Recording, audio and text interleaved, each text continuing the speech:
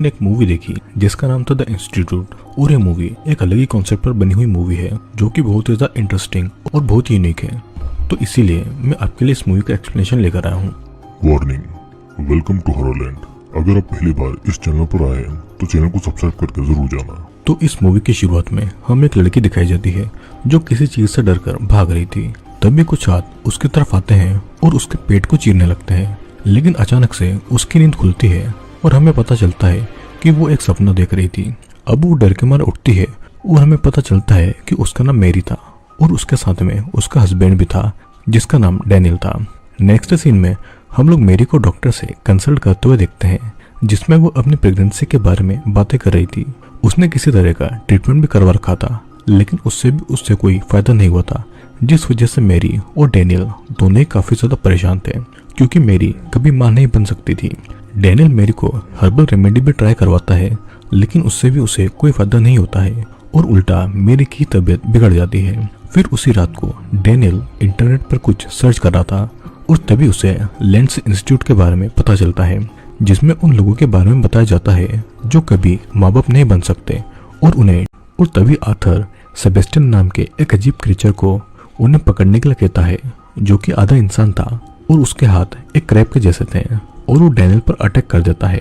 तभी मेरी वहां से भाग जाती है और फिर आर्थर वहां पर आ जाता है और डैनियल और आर्थर के बीच में फाइट होती है जिसमें डैनियल आर्थर को पिस्टल चलाकर बेहोश कर देता है।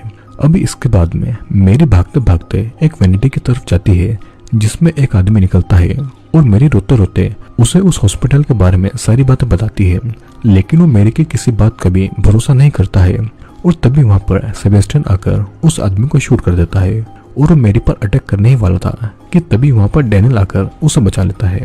अब वो दोनों जैसे तैसे भागते भागते एक रोड तक पहुंचते हैं जहां पर उन्हें सामने से आती हुई एक कार नजर आती है और उसे देखकर वो दोनों बहुत ज्यादा खुश होते हैं कि अब वो दोनों यहाँ से बाहर निकल पाएंगे। तभी उस कार से निकलकर एक बड़ा सा आदमी उनके तरफ आता है और डैनियल को सर से पकड़कर ऊपर उठा देता है और फिर वो उसका सर हाथ से कुचलकर उसे मार डालता है। फिर वो आदमी सेम चीज मेरी के साथ में भी करने वाला था, लेकिन आर्थर वहां पर आकर उसे रोकता है और ये दोनों मेरी को उठाकर अपने ही साथ में ले जाते हैं। अब यहाँ से सीन शिफ्ट होता है और हम लोग कुछ लोगों के बीच में घिरी हुई मेरी को एक बेड पर लेटे हुए देखते हैं। वहां पर आर्थर भी होता है और वो मेरी के पेट को चीरकर उसमें से एक बेबी को बाहर निकालता है। और जब मेरी उस बच्चे की तरफ अपना हाथ बढ़ाती है तो उस बेबी की फिंगर अपने आप ही बढ़ने लगती है और मेरी के हाथ को होल्ड कर लेती है और ये मूवी यहीं पर एंड हो जाती है। दोस्तों, हमने इस मूवी में लेंस नाम के एक इंस्टीट्यूट को देखा जहां पर उन लोगों का ट्रीटमेंट हुआ करता है जो कि कभी भी माँ बाप नहीं बन सकते हैं। पेरेंट्स बनने की ख्वाहिश में लोग इस इंस्टीट्यूट में आते तो हैं, लेकिन उन्हें यहाँ की सच्चाई नहीं पता थी। डॉक्टर आर्थर यहाँ पर आने वाले लोगों पर एक्सपेरिमेंट करके बेबी तो नहीं बल्कि एक अलग ही क्रीचर बनाना चाहता था जिससे कि वो अपने मनचाहे काम करवा सके। और सेम उसने मेरी और डैनियल के साथ में भी किया। डैनियल को सारी बातें पता चल गई थी और इसीलिए उसने डैनियल को मार दिया। दोस्तों, ये एक बहुत ही अलग कॉन्सेप्ट पर बनी हुई मूवी है। तो अगर आप इस मूवी को देखना चाहते हैं तो मेरे टेलीग्राम चैनल को ज्वाइन कर लेना। मैं वहाँ पर सारी मूवीज को अपलोड करता हूँ। और अगर आपको ये वीडियो पसंद आया है तो इस वीडियो को लाइक करके हमारे चैनल को सब्सक्राइब जरूर करना, क्योंकि मैंने आपके लिए बहुत सारे वीडियोस ऑलरेडी रेडी करके रखे हैं। तो अब हम मिलेंगे अगले वीडियो में। वो अपनी माँ बनने की उम्मीद को खो चुकी थी, लेकिन डैनियल के कहने पर वो वहां तक जाकर अपना ट्रीटमेंट करवाने के लिए रेडी हो जाती है। अब अगले ही दिन वो दोनों वहां पर जाने के लिए अपनी पैकिंग करते हैं और फिर वहां के लिए निकलते हैं। मेरी कार में काफी ज्यादा टेंस थी, लेकिन डैनियल उसे शांत करता है और उसे मां बनने की होप देता है, जिसके बाद में वे लोग अपने ट्रिप को एंजॉय करते हैं। और कुछ घंटों के बाद में वो लेंस इंस्टीट्यूट पर पहुंच जाते हैं जो कि एक डेंस जंगल के बीच में बना हुआ था। वहां पर उनका वेलकम एक लेडी अटेंडेंट करती है और उन्हें रहने के लिए एक रूम भी दिया जाता है और उन्हें वहाँ के कॉस्ट्यूम भी दिए जाते हैं। अब हमें एक छोटी सी क्लिप दिखाई जाती है जिसमें कि हम देख पाते हैं कि उनके रूम में एक कैमरा लगा हुआ है और फिर रात का सीन दिखाया जाता है जिसमें कुछ लोग होते हैं जिनका नाम स्टीव, ब्लू, इजी और मेल था। और उनमें से स्टीव और मेल एक कपल था और ब्लू और इजी एक लेस्बियन कपल थे। और ये सभी लोग वही लोग थे जो कि अपनी माँ बनने की उम्मीद खो चुके थे और वो एक अपनी आखिरी उम्मीद लेकर इस इंस्टीट्यूट में आए हुए थे। तभी वहाँ पर मेरी और डैनियल भी आ जाते हैं और वे खुद को सभी से इंट्रोड्यूस करवाते हैं। ये लोग मिलकर कुछ बातें कर ही रहे थे, तभी वहाँ पर डॉक्टर आर्थर लेंस आ जाते हैं और इसी के नाम से ये हॉस्पिटल था। और डॉक्टर के कहने पर वे सभी लोग मिलकर मैरी और डैनियल को वेलकम करते हैं। फिर डॉक्टर उन सभी के द्वारा पूछे गए सवालों के जवाब देता है और ये बताता है कि यहाँ पर उन्हें सिर्फ हेल्थी चीजें खाने को दी जाएगी जिससे कि उनकी हेल्थ पर कोई भी बुरा असर नहीं हो। अब बाद में मैरी एक जूस का ग्लास उठाती है और स्मेल करके पूछती है कि क्या इसमें ड्रग्स है। तो डॉक्टर उसे अश्योर करता है कि यहाँ पर कुछ भी ऐसा नहीं है जिससे कि उनकी हेल्थ पर कोई भी अफेक्ट हो, और यहाँ पर सारी हेल्थी चीजें हैं जिससे कि उनकी बॉडी को बेबी कंसीव करने के लिए रेडी किया जाएगा और उसी से वो एक हेल्थी बेबी को प्रोड्यूस कर पाएंगे। यहाँ पर रखी खाने की सभी चीजें और ड्रिंक्स बिल्कुल प्योर हैं। तभी एक अटेंडेंट डैनियल को ड्रिंक सर्व करती है, लेकिन वो उसे पीने से मना करता है और डॉक्टर उसे वो पीने के लिए कहता है और मैरी और डैनियल दोनों ही चीयर्स करके अपना अपना ग्लास खत्म करते हैं और डॉक्टर उन्हें अजीब तरीके से देखता है। फिर इसके बाद डैनियल उसे उसके बच्चों के बारे में पूछता है, लेकिन वो उनसे कहता है कि उसका कोई भी बच्चा अब नहीं है। और ये सुनकर मैरी को थोड़ा बुरा फील होता है और फिर वे सभी मिलकर डिनर करते हैं और आफ्टर डिनर डॉक्टर वहां से चला जाता है। फिर बाद में डैनियल और मैरी बालकनी में बैठकर एंजॉय कर रहे थे और हमें डैनियल को देखकर ऐसा लगता है जैसे कि उसे किसी तरह का नशा हुआ है और मैरी आकर उसे किस करती है। फिर वो दोनों रूम में जाकर इंटीमेट होने लगते हैं और हमें वहीं पर डॉक्टर दिखाया जाता है जो कि अपने स्क्रीन पर उन दोनों को इंटीमेट होते हुए देख रहा था और उसके फेस पर एक बहुत ही वियर्ड सी स्माइल थी। अब अगले सीन में एक अटेंडेंट मैरी को बुलाने आती है और उसे डॉक्टर के पास में लेकर जाती है जो कि हॉस्पिटल से बाहर उसी के फार्म पर होता है। मैरी वहां पर आती है और वो उसे कुछ बात करता है कि तभी वहां पर झाड़ियों के पीछे एक हिरन की आवाज आती है और डॉक्टर उस अटेंडेंट से पिस्टल लेकर उसे शूट कर देता है और उससे वो अनकॉन्शियस हो जाता है और फिर डॉक्टर उसे एक इंजेक्शन लगाता है जिससे कि वो मारा जाता है। अब मैरी जाकर डैनियल को सारी बातें बताती है जिसे सुनकर डैनियल शॉक्ड होता है और तभी वहां पर वही अटेंडेंट आती है जो कि हमेशा डॉक्टर के साथ रहती है, जो मैरी को उसकी अपॉइंटमेंट के लिए बुलाने भी आती है।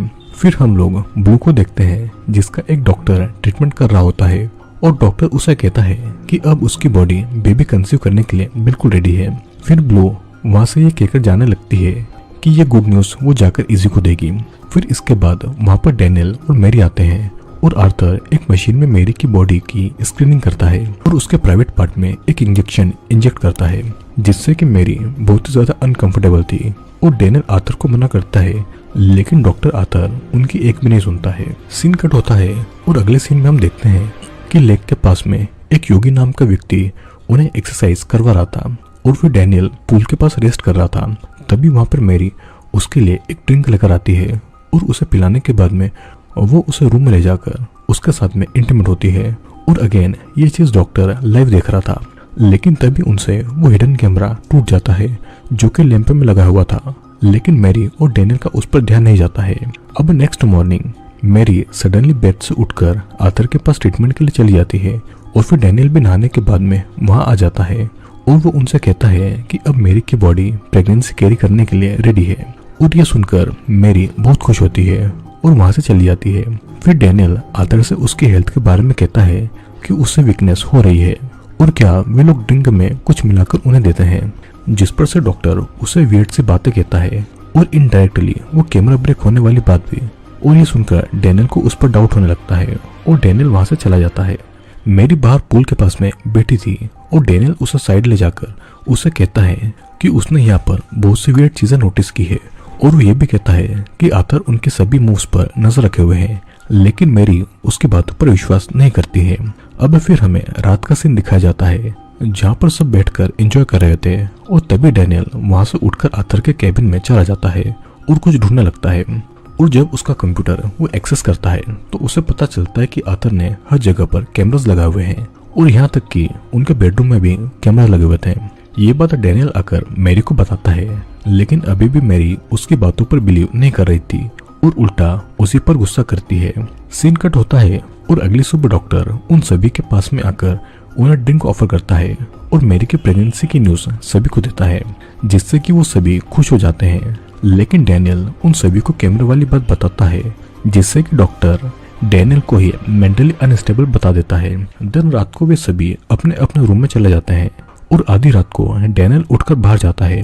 वहां पर ऑलरेडी डॉक्टर आर्थर होता है और उन दोनों में बहुत ही भयंकर बहस होती है और तभी एक अटेंडेंट आकर उसके गले में इंजेक्शन लगा देती है जिससे कि डैनियल बेहोश हो जाता है और जब उसे होश आता है तो वो एक बेड पर बंधा होता है। फिर आर्थर और वही अटेंडेंट उसका कुछ ट्रीटमेंट कर रहे होते हैं जिससे कि उसे बहुत पेन होता है। फिर सडनली डैनियल की नींद खुल जाती है और हमें ये समझ जाता है कि वो उसका एक बुरा सपना था और वो जब अपने साइड में देखता है तो उसके बेड में मैरी नहीं थी।